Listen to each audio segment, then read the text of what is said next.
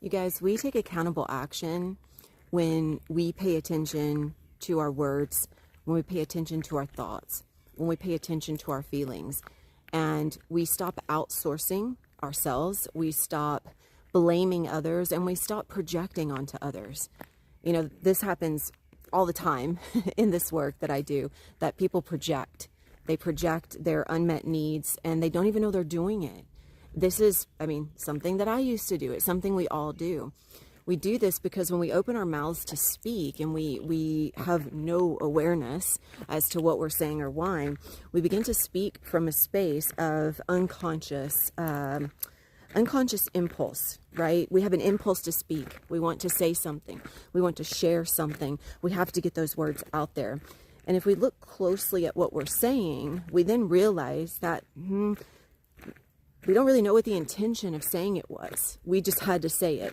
Then there comes the dialogue of defensiveness, where when a person is showing up and they're speaking and they're not really aware of what they're saying or why, and they're not really sure of the intention, and then that's actually called to the forefront, what happens is a defensiveness. It's a need to feel safe and secure. It's a need to defend the stance so that other person understands them, or maybe they don't even care about the fact that you understand them or not. They're just wanting attention. They're just wanting to fight, right? That's a nervous system that is dysregulated.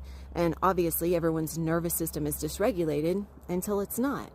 And when we speak without accountable recognition, we just simply talk without an awareness of why we're saying or what we're saying.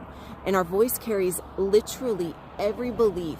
It carries every meaning we've ever assigned. So people can share something that seems quite innocent, or, you can see the judgment or feel the judgment and not realize just how nuanced that judgment is.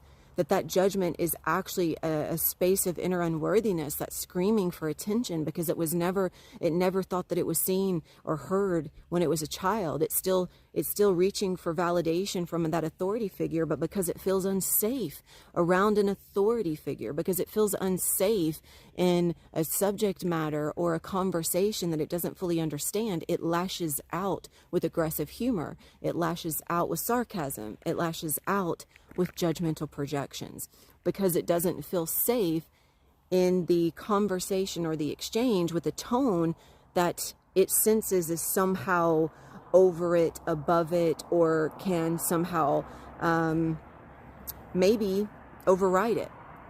So I would invite you to pay attention. Pay attention to your thoughts, pay attention to your words, and pay attention to where it's coming from within you and why.